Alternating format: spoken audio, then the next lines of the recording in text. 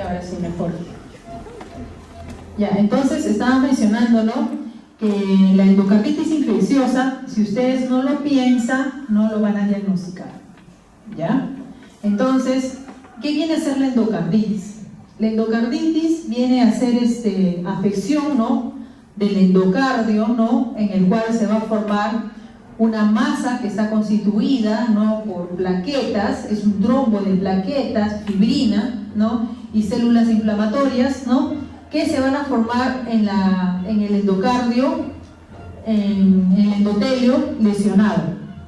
¿Y cómo se va a lesionar ese endotelio? Ya sea por un flujo anormal de sangre mayor, entra el volumen sanguíneo, ¿no?, y entra con más fuerza, entonces lesiona esta esquinita de acá, o de repente una parte en el cual no roza mucho este flujo sanguíneo, entonces permite la colonización. Entonces se va a formar un trombo de fibrina con plaquetas y células inflamatorias que en un inicio va a ser un trombo limpio, sin bacterias, ¿no?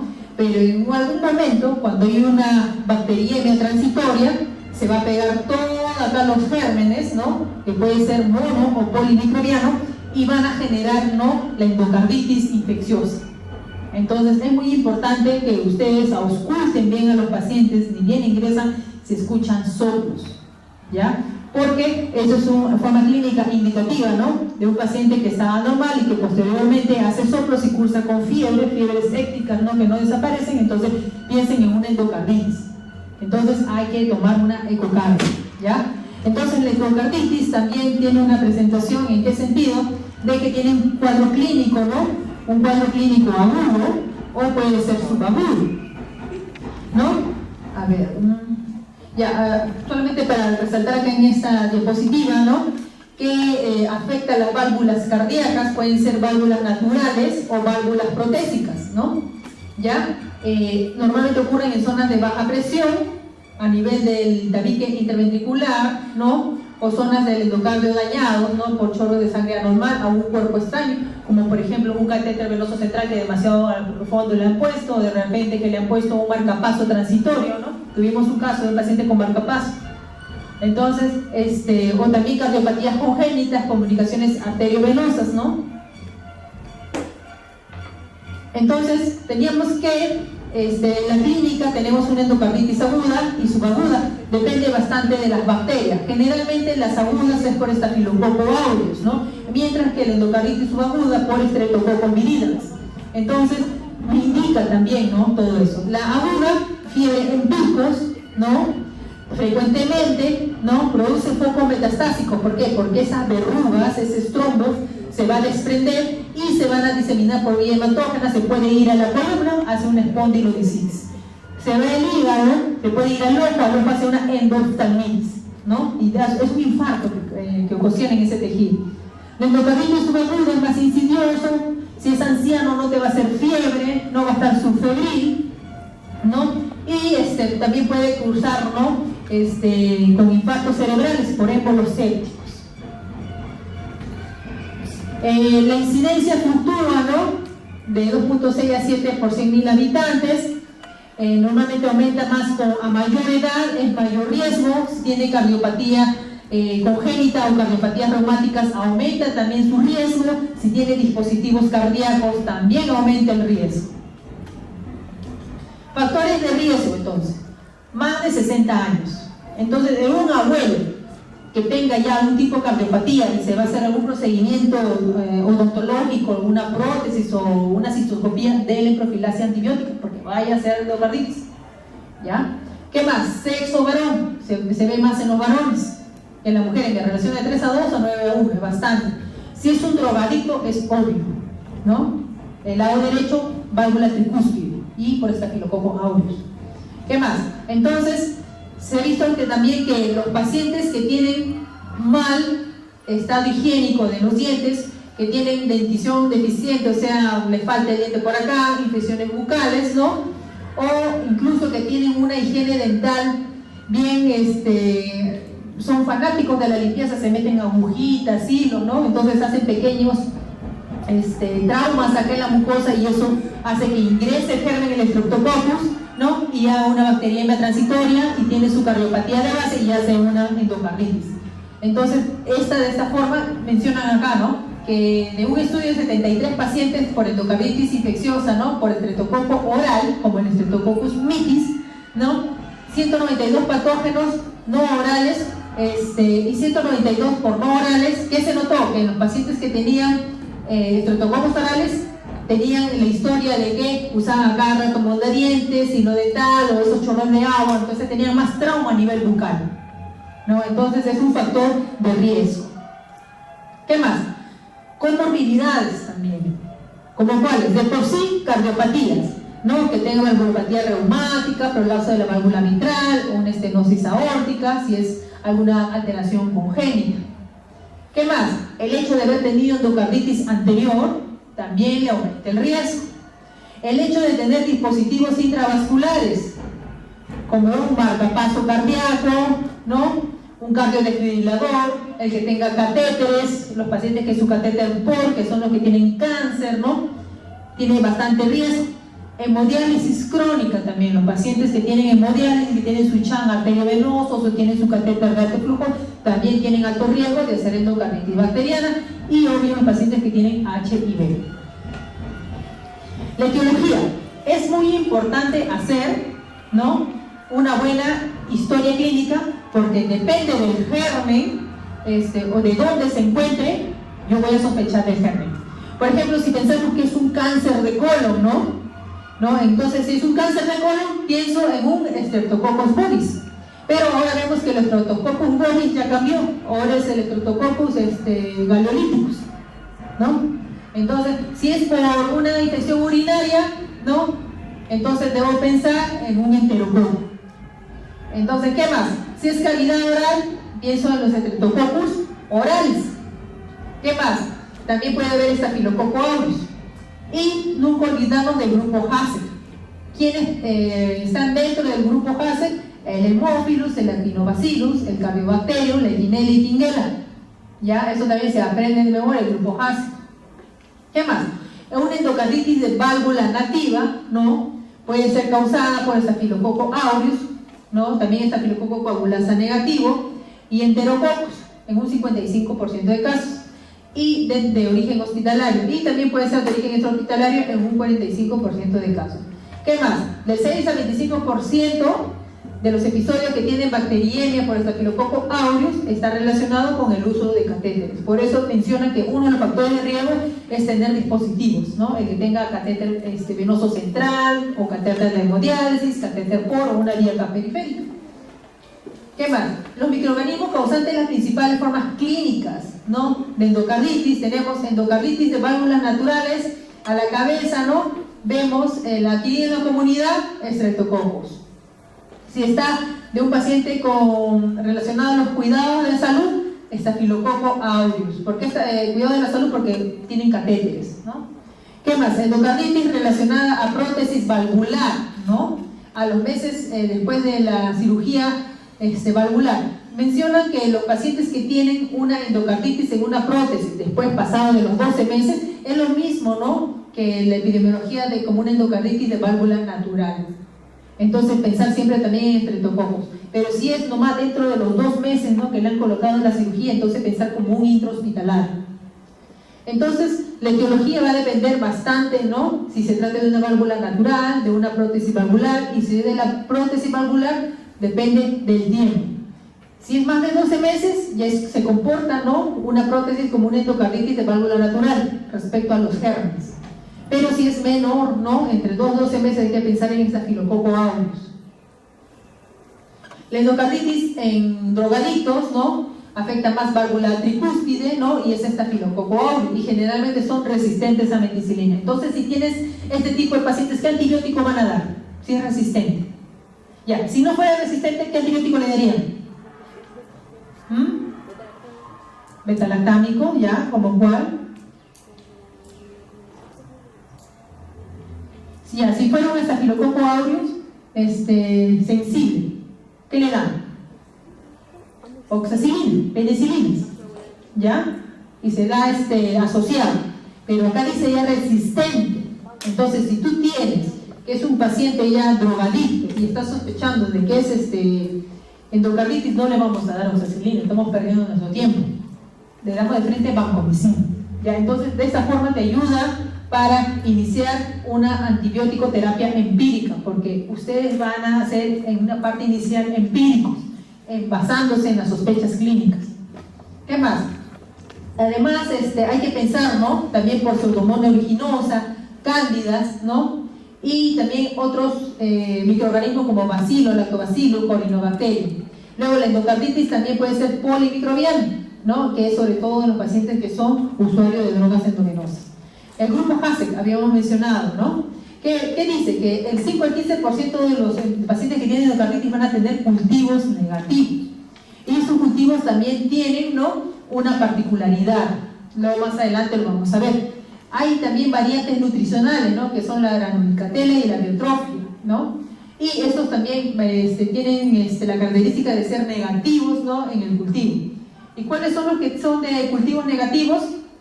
La Klebsiella burnetii, la Brucella, la Bartonella y el Trophilema whipplei. Esos son cultivos negativos. Entonces, la patogenia del endotelio tiene que estar limpio, no debe haber ninguna lesión. Pero si se lesiona nuestro endotelio por chorros anormales, ¿no? Por algún tipo de dispositivo que pongamos, se lesiona ese endotelio, se va a formar un trombo de plaquetas, de fibrinas, células inflamatorias primero, sin bacterias.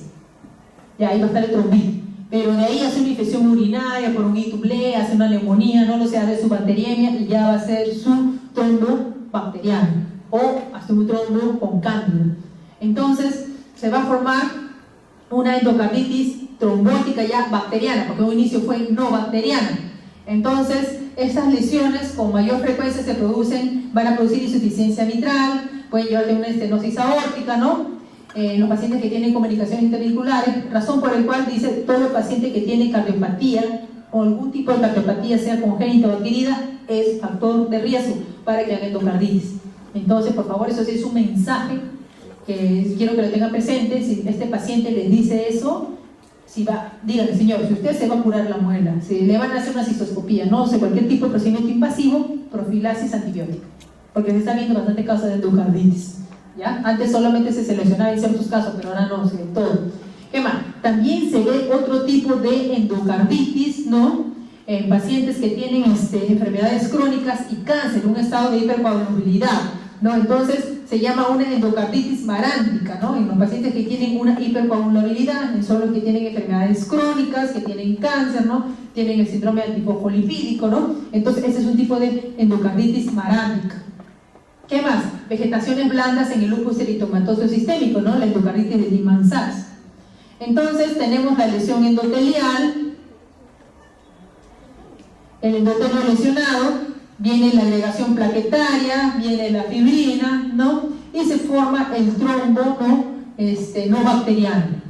Viene la bacteriemia por una E. coli o de repente una neumonía, o se estaba hincando el diente, se puso una prótesis, no lo sé, y se pegó todo el germen y empezó a hacer la endocarditis infecciosa. Ahora, ¿qué más? Dicen que generalmente los gérmenes que son acá tienen un metabolismo apagado o retardado. ¿Qué quiere decir? Que encima no consumen mucho, entonces es bien difícil también el tratamiento antibiótico, ¿no? Por eso es que tienen esa recurrencia. Al final, cursan con su endocarditis infecciosa, cursan con la vegetación, lo matamos la infección por lo menos 6 semanas de tratamiento antibiótico y que se cicatriza, pero ya con una secuela. ¿Ya? Entonces lo que llama la atención que este paciente, si tenía un tipo de valvulopatía, una insuficiencia mitral leve, cursa con esto, va a terminar con una severa y con afección de más válvulas. Entonces ustedes van a ver la evolución en el ecocardiograma. Entonces el estafilococo aureus es bien dañino, ¿ya? Se pega bastante al endotelio. ¿Qué más? Son resistentes a la actividad bactericida del suero, ¿no? Porque tiene también ciertas proteínas que ayudan a protegerse. La endocarditis de válvulas naturales, ¿no? Que puede ser adquirida en la comunidad o nosocomial, ¿no? Luego la endocarditis de prótesis valvulares o los que consumen drogas. Acá tenemos una patología, ¿no? Ya de un corazón, bien, ¿cómo es? Como unas verrugas, parece una coliflor, parece un brócoli. Entonces, de esta forma se da, ¿no? y estos son los que se van a desprender y viaja, por ejemplo, al cerebro y te causa me acuerdo de un paciente, un colega, ¿no?, que tuvo su endocarditis, pero él llegó por isquemia occipital, un ojo no veía, y se le escuchó tremendo soplo, era la causa del corazón, y después evolucionó rapidito un shock cardiogénico por ruptura. Entonces, esto evoluciona rápidamente. Entonces, ¿qué más? Streptococcus beta hemolíticos, ¿no? Tenemos el Staphylococcus aureus, los neumococos producen un curso más agudo, y el Staphylococcus aureus también puede ser un cuadro subagudo. Los agudos, ¿quiénes son? Staphylococcus londinensis, ¿no? O también los enterococos. Y dentro de los cuadros subagudos, que o sea, van larvados, ¿no? Tenemos el Streptococcus virida, el enterococo, el Staphylococcus coagulasa negativo, el grupo Hassel. Y los clásicos que son hemocultivo negativo, o sea, no crecen en el hemocultivo, acuérdense, Bartonella, ¿no? Coxiella burnetii, Trophiomenema y Brucella también, son cultivos negativos. Entonces la característica es la fiebre. Cuando es agudo, fiebres sépticas, constante, pero en los subagudos de repente hasta 38 llegan. Escalofrío, sudoración, baja de peso, malestar general, mialgias, artralgias, lumbalgia, ¿no? El clásico soplo cardíaco, por eso siempre escuchen a su paciente, siempre el corazón. Así como le hacen una entrega de guardia, le estoy entregando al paciente, entonces escuchen cómo están recibiendo ese corazón, que no tenga ningún soplo. Y si tiene un soplo, tengan siempre presente que ese paciente, si hace bacteremia, puede ser una endocarditis. ¿Ya? ¿Qué más? Va a ser petequias también, anemia, leucocitosis, hematuria microscópica, elevación de la BCG, PCR, ¿no? También puede cruzar con un reactante de fase aguda, también el factor reumatoide puede salir elevado. Entonces, pacientes van a cruzar con fiebres altas de 39, ¿no? La fiebre puede estar amortiguada en ancianos, ¿no? O sea, acuérdense que el anciano no te va a hacer el cuadro clínico. ¿Por qué? Porque su sistema inmune también ya está envejecido. O sea, cuando es anciano no solamente vemos piel arrugada y canas, también sistema inmune envejecido y no va a hacer esta reacción. Por eso es que el anciano es otro grupo más especial. ¿Qué más? Vamos a encontrar petequias, ¿no? A nivel de los dedos, ¿no? Estas petequias son características en endocarditis, que son embolosépticos. Las hemorragias, ¿no? En la uña, ¿no? También lo podemos ver en pacientes que tienen endocarditis. Entonces hay que revisar cómo están los deditos, si encuentran estos embolosépticos. Las uñas. ¿Qué más? Las lesiones de Janny-Way, ¿no? En pacientes que tienen endocarditis, ¿no? Acá se puede ver en la palma de la mano un poco más eritematoso. Por ejemplo, acá le ponen por Streptococcus bovis, ¿no? Galactolíticus. Nosotros tuvimos el caso de un paciente que nos vino, ¿no? Por una espondilodicitis infecciosa. Entonces él tuvo hemocultivo positivo para Streptococcus mitis, pero por tomografía tenía una masa en colon, entonces no estábamos pensando en un Streptococcus bovis, pero al final fue un mitis, cavidad oral. Y lo único era que había tenido cambio de una curación dentaria. ¿Ven? Entonces, si no sacamos ese dato, no lo sabemos. ¿Qué más? Los nódulos de Osler también vamos a encontrarlo, ¿no? Que son lesiones induradas, papulopustulosas, ¿no? ¿Qué más? Vamos a encontrar las manchas de Rod a nivel de la conjuntiva, ¿no? Como unas hemorragias, ¿no? Entonces, la fiebre en las agudas, ¿no? Y en inmunocompetentes, fiebre. Soplo cardíaco, por favor, siempre escuchen bien el corazón del paciente. Y si tiene un euro, si ha aparecido soplo, entonces sospechen, hay que hacer un ecocardiograma. Habíamos mencionado las manifestaciones cutáneas, las petequias, las hemorragias en astilla, ¿no? Las manchas de Rod, las lesiones de Janny-Way, los nódulos de Osler, ¿no? Entonces, dentro de las manifestaciones cardíacas en una endocarditis aguda por válvula natural, los soplos, ¿no? Es de una presentación reciente. El 30-40% va a cursar, ¿no? Con una insuficiencia cardíaca. ¿Qué más? La insuficiencia, esta insuficiencia cardíaca va a llevar a una difusión valvular aórtica, ¿no? Y que progresa más rápido que el de la válvula mitral. Entonces va comprometiendo no solamente una, sino otras válvulas. Puede haber también abscesos, ¿no? A nivel del anillo de las válvulas aórticas. Y eso, absceso avanza, afecta epicardio y causa una pericarditis, ¿no? Y puede afectar también el tabique interventricular y entonces se causa un bloqueo. Entonces es una evolución ya muy tórpida. Estas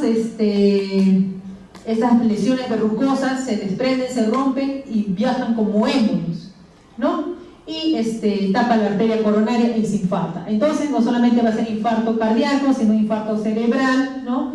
Lesiones a distancia, ¿no? Que son los émbolos sépticos, que lo vamos a encontrar en hemorragias subunguiales, los nódulos de Ohler, ¿no? Dolores musculoesqueléticos, también vamos a tener en el paciente la espondilodicitis, o sea, afección tanto del disco vertebral como de la vértebra. ¿Cuál es la característica? Que afecta varias vértebras, ¿no? De L1 a L5. ¿Qué más? No solamente espondilodicitis, también podemos tener endoftalmitis, o sea, ojo. ¿Qué más? 15 a 35% embolias cerebrovasculares, apoplejía, lo que le mencioné del colega. No, el colega no tenía ningún factor de riesgo, no era hipertenso, no era diabético y vino con su infarto, o sea, algo raro, ¿no? No veía un ojo y era infarto occipital y era de un émbolo cardíaco séptico. ¿Qué más?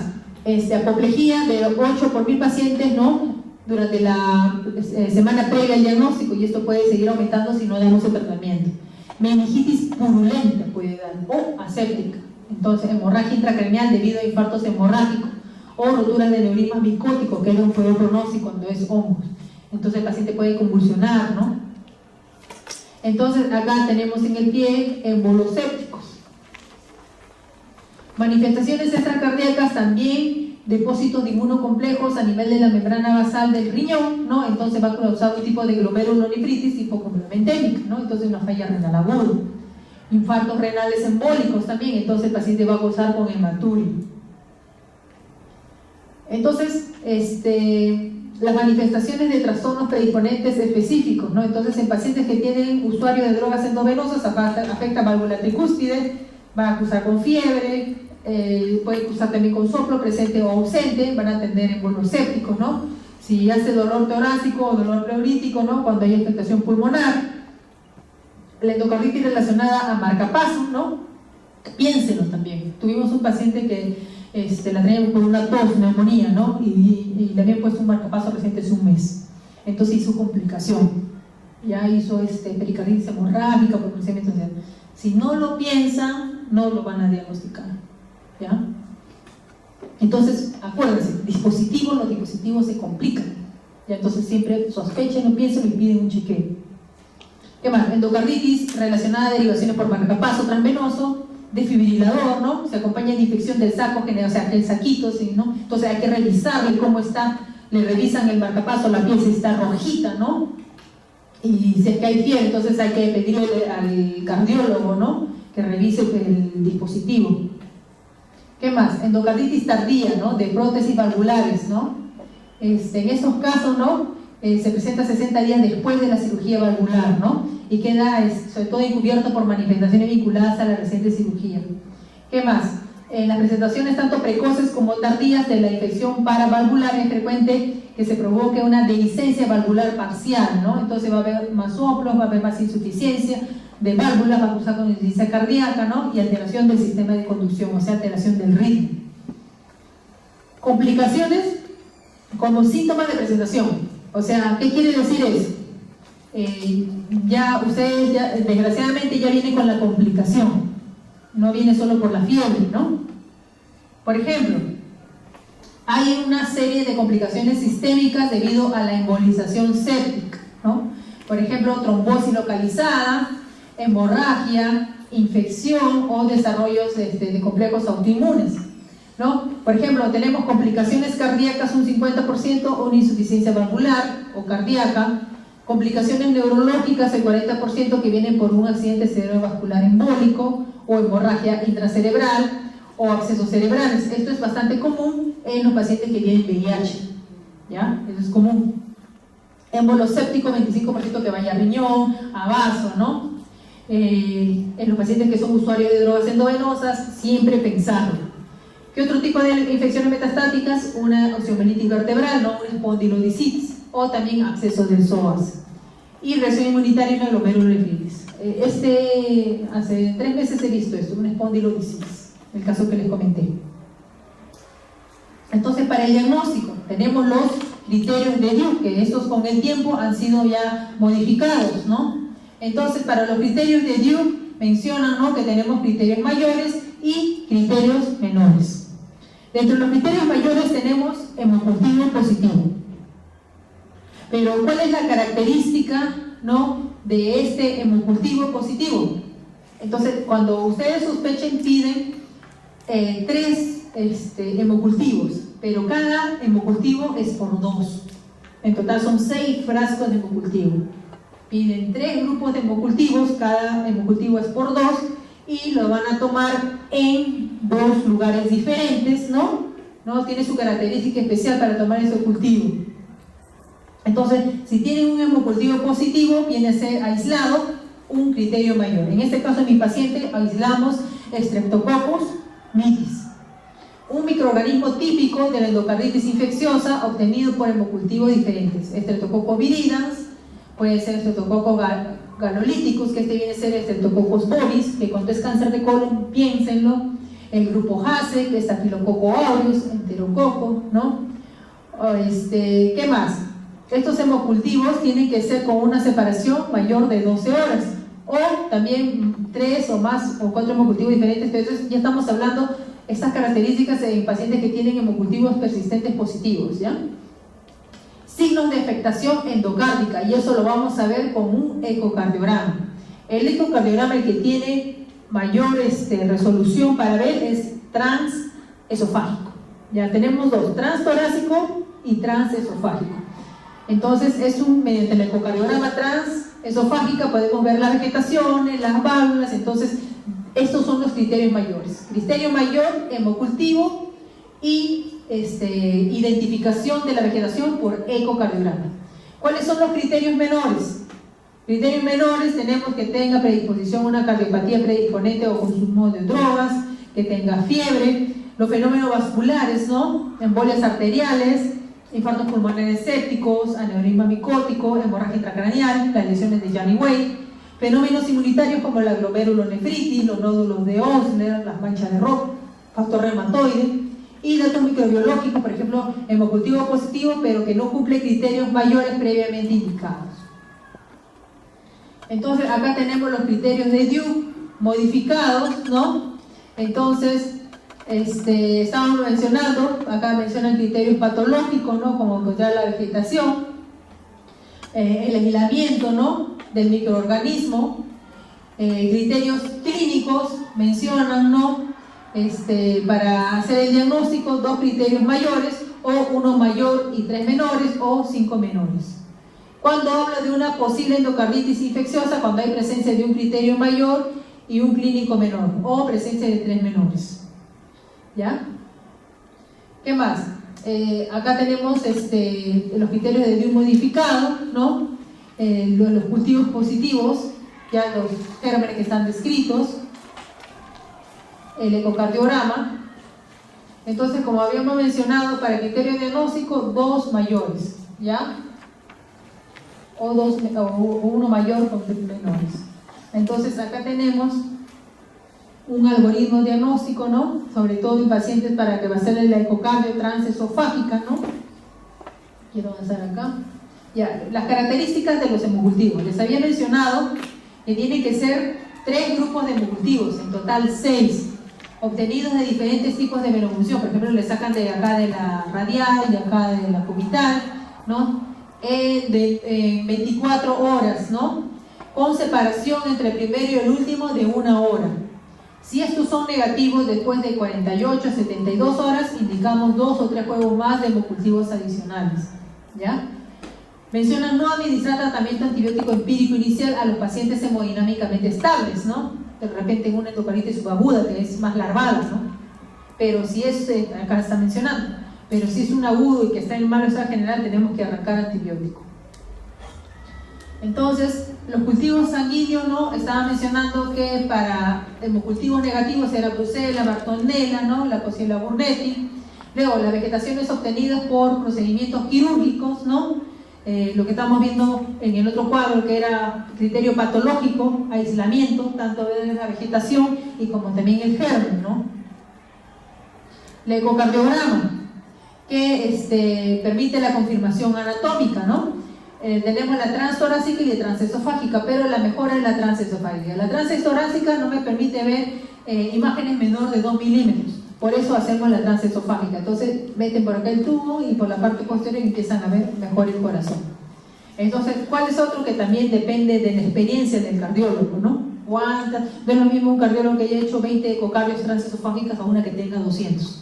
Entonces, eso también tiene que ver maniobra, ¿no? Las maniobras, las experiencias del colega.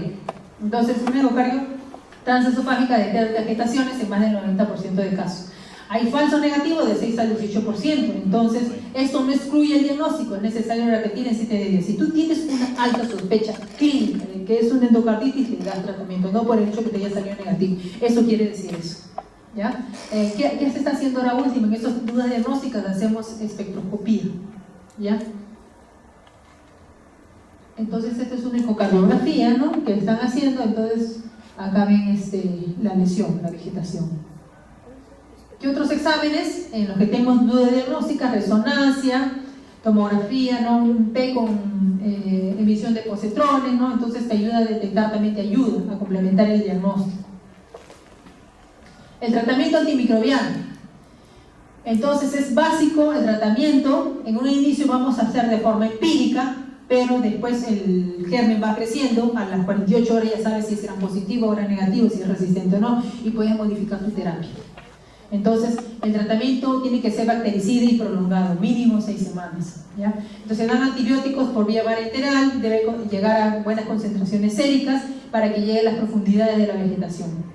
¿Ya? Entonces, lo que vamos a escoger depende, ¿no?, de la anamnesis. Por ejemplo, si estábamos diciendo que era un estreptococo, por ejemplo, ¿no? Entonces, si es un estreptococo sensible, o sea, que es de la comunidad, que no hay resistencia, ¿ya? Entonces le damos penicilina de 2 a 3 millones, ¿no?, cada 4 horas. Otra opción terapéutica también le podemos dar ceftriaxona, ¿no? Y otra opción, vancomicina. Pero siempre piensen ustedes en no quemar armas para matar a los gérmenes. Acuérdense que los gérmenes generan resistencia bacteriana. Si es un paciente que estamos viendo que es un estreptococo sensible y vemos que tiene cardiopatías congénitas o adquiridas y es alta sospecha de que va a ser endocarditis a repetición probablemente, entonces no le quememos el antibiótico porque va a ser luego resistencia, entonces empezamos por penicilina, ¿ya? A menos que mi cultivo sea ya positivo, que sea resistente, le doy banco, ¿ya? Entonces de esa forma quiero que escojan el tratamiento antibiótico.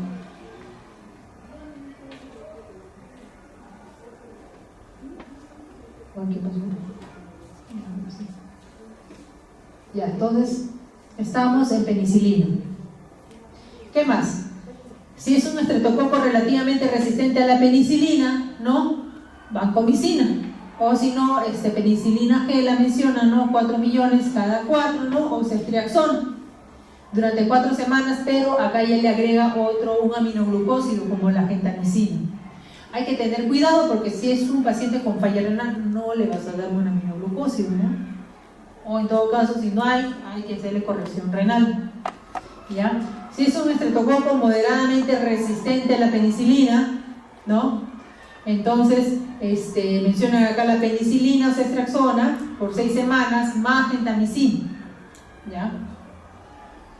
Si es o también vancomicina. Si es un enterococo de qué habíamos visto, de qué tipo de infección, ¿de dónde el enterococo? Respiratorio, urinario, de piel, urinario. Entonces tienen que decir que enterococo urinario, ya, pitch.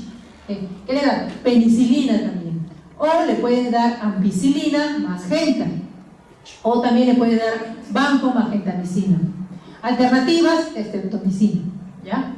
Ya, estafilococo. ¿En qué pensamos estafilococo? Usuarios de drogas endovenosas, ¿no? Drogadictos. Pero también puede ser que estos sean estafilococo resistentes. Si estamos pensando estafilococo en válvula natural, ¿ya? Infectadas, o sea, que no tenga ningún dispositivo, o sea, que no tenga marcapaso, que no tenga catéter venoso central, no lo sé, que no tenga nada de eso. Entonces, oxacilina, acuérdense, para estafilococo, oxacilina. para el estreptococo, penicilina, así de memoria, se tienen que saber. Pues lo mata la banco, pero si vamos por elección, si es sensible, estafilo, oxa, estrepto, peni, ¿ya? Entonces, ¿qué otra opción tenemos? También cefazolina, vancomicina, ¿no? Si es resistente, ya vancomicina, ¿no? Si es susceptible a meticilina y es válvula protésica, igual oxa, ¿no? Con gentamicina. Otras opciones tenemos rifampicina, ¿no? Luego, si estamos hablando del grupo HASEC, ¿se acuerdan? El móvil, ¿no? Los carinobacterios, Quinela, ceftriaxona va muy bien, ¿no? Por 4 semanas, y ampicilina subbactam. Hay que tener en cuenta el tiempo, ¿ya? Habíamos visto que cuando es sensible, ¿no? Podemos ir de 4 a 6 semanas, ¿no? Incluso solo 4, nada, miren, en nuestro estreptococo simple, 4. Pero si ya está complicado, puede aumentar ¿cómo se llama? El tiempo. Por ejemplo, acá, 6 semanas. En el HASEC mencionan solo 4 semanas, pero en estafilococo, ¿no? Que ya es resistente, menciona de 6 a 8 semanas. Entonces, el tiempo también cambia, ¿ya? De acuerdo a las características del germen. Este es lo mismo, pero en inglés, la recomendación del AJA, ¿no? Para estafilococo aureus, ¿te acuerdas de estafilococo? Oxacilina, cefazolina. Si es resistente, banco o daptomicina. Habíamos visto, también acá está el tiempo, que nos recomienda la guía europea. Y los europeos también usan, ¿no? Oxacilina, cefazolina, cefotaxima. Si es resistente, banco y daptomicina. ¿Qué usan los de Reino Unido? Flucloxacilina, eso sí no lo tenemos. Y para resistente, banco más rifampicina o daptomicina más rifampicina o gentamicina. Entonces, cada quien tiene su guía, ¿no? Esto es en pediátricos. Esto para el Streptococcus de bovis, ¿no? Antes llamado bovis, ahora se llama galolíticos. Esto piénsenlo siempre en cáncer de colon o pólipo de colon, o le han hecho una biopsia, el Streptococcus galolíticos vive allí. Entonces, el tratamiento antibiótico tanto recomendado por los europeos como por los británicos. Entonces, el tratamiento empírico lo vamos a dar en función a la epidemiología de mi lugar, a la anamnesis, ¿no? De dónde se trata. De repente está con choque séptico, punto de partido urinario, o de repente es un cáncer de colon que le hicieron biopsia, ¿no? Y se metió el Streptococcus galolíticus. Entonces, en función a eso, o es un drogadicto, no lo sé. Inicio mi tratamiento empírico, ¿no? Y usando mis datos clínicos y epidemiológicos para ver qué antibiótico le voy a dar, y le hacen seguimiento al cultivo. A las 24 o 48 horas ya están identificando si es un germen resistente. Tienen que estar detrás de eso. Si ustedes no aceleran al microbiólogo, nadie lo va a hacer. ¿Ya? Entonces, endocarditis de válvulas naturales de curso subagudo, ¿no? Con hemocultivos negativos, se trata con amplisulbactam, menciona, ¿no? O ceftriaxona más gentamicina. Para cubrir sobre todo bartonella, debemos agregar doxiciclina. Prótesis valvulares menor de 1 año, banco, genta, cefepime y rifampicina, ¿no? Tratamiento antimicrobial ambulatorio, ¿no? En pacientes mencionan que están estables, ¿no? Que tienen cultivos que son afebriles durante el tratamiento y no presentan datos clínicos o ecocardiográficos que sugieran el desarrollo inminente de una complicación. Entonces, es un paciente estable, entonces le puedo dar en forma ambulatoria. Tratamiento quirúrgico, ¿no? Que a pesar del tratamiento que le he dado, es una vegetación gigante que hay que resecarlo quirúrgicamente, ¿no? Entonces, complicaciones de endocarditis intracardíaca, ¿no? Del sistema nervioso central, entonces hay que hacer resección quirúrgica. El 25-40% de pacientes con endocarditis del lado izquierdo se somete a una cirugía, ¿ya? Acá le están quitando la vegetación. ¿En qué casos es la cirugía necesaria para un resultado óptimo del tratamiento? En una insuficiencia cardíaca compresiva moderada grave, con disminución de válvula, prótesis valvulares inestables, eso hay que sacar esa prótesis, bacteriemia persistente a pesar de un tratamiento, ¿no? Óptimo, falla en tratamiento microbicida, endocarditis de prótesis valvular por estafilococo aureus, recidiva de endocarditis, ¿no?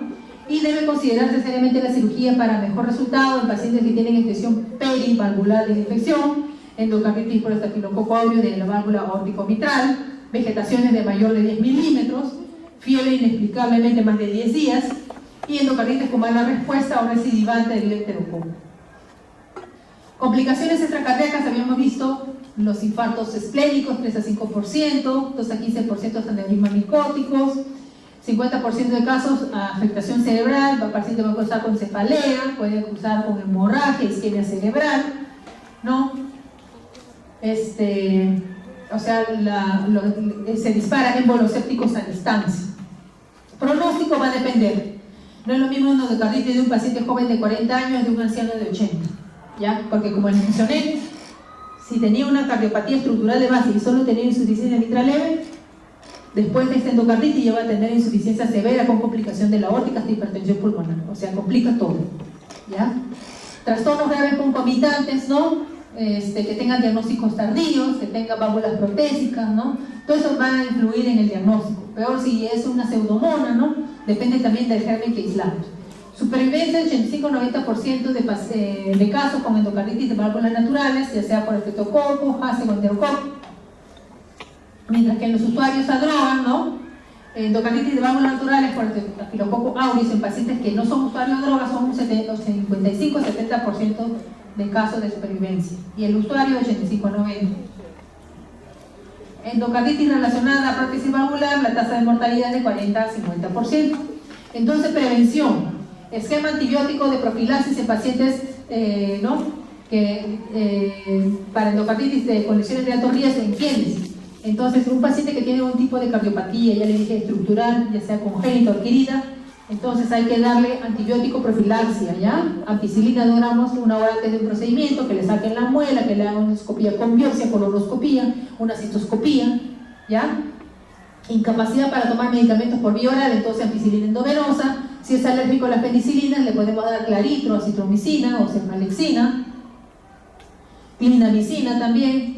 Si es alérgico a la penicilina, ¿no? Y no puede tomar vía oral, cefazolina, endovenosa, ceftriaxona, clina. Entonces, por favor, eso sí quiero que se lleven importante.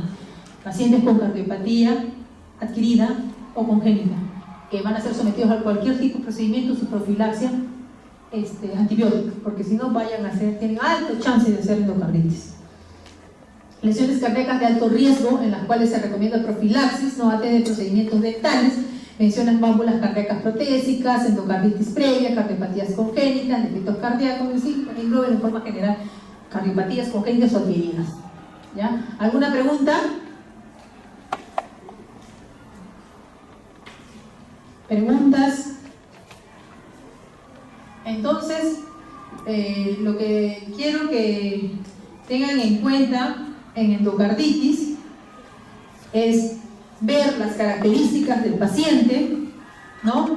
Si ha sido sometido a algún tipo de procedimiento odontológico previo, ya sea braque, se le han sacado la muela, una prótesis, y luego empieza a hacer fiebre, ¿no?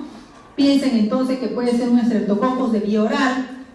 Si por A o B es un paciente que fue sometido a una colonoscopía, toma de biopsias, piensen en el estreptococo galeolíticus, antes conocido como Merbovis. Si es un paciente que ha sido sometido a una cistoscopía, ¿no? Con biopsia, qué sé yo, enterococo, entonces en base a eso ustedes van a hacer su antibiótico profilaxia empírica. De acuerdo a eso van a escoger y siempre vean la resistencia, si son resistentes o no. Si es por un paciente que es drogadicto, entonces ya no pierdan tiempo, ¿no? Piensen que es un germen resistente, ya denle vancomicina, ¿ya? ¿Y qué más? Hagan seguimiento del cultivo. Tienen que estar llamando o ir al microbiólogo y preguntar qué es lo que está creciendo, ¿ya? Porque si ustedes no ven, nadie lo va a decir. Y eso les va a ayudar bastante al paciente, porque si es un germen resistente, ustedes pueden cambiar el tratamiento antibiótico. Entonces, sospecha clínica, y de acuerdo a la historia, es de la forma que ustedes van a escoger, de acuerdo a las recomendaciones del AJA, qué antibiótico van a dar. Y no se olviden si es que es alérgico, porque si es alérgico, puede haber un shock anafiláctico, lo van a llevar a la otra por no haber escogido saber si era alérgico o no a las penicilinas. ¿Ya? En shock cardiogénico, la gran mayoría por infarto cardíaco. Entonces, ese paciente directo entra a trauma en shock, lo van a ver morado, cianótico. Entonces, ahí mismo, el electrocardiograma, ¿no? Enzimas cardíacas, su troponina, ya ven el shock cardiogénico, directo a una UCI, porque tiene que entrar a ventilación mecánica. Entonces ya saben que un paciente con shock cardiogénico el 50% se muere, ¿ya? Y entonces lo que tiene que aprender acá, en este caso, es los criterios, ¿no? Los criterios diagnósticos de shock cardiogénico. Y de acuerdo a la presión arterial, se acuerdan del último cuadrito, ¿no? Para escoger la noradrenalina, ¿no? La dopamina, la dobutamina, ¿no? O sea, que le dan triglicéridos, eso también, ¿ya? Bueno, si no hay preguntas, me retiro.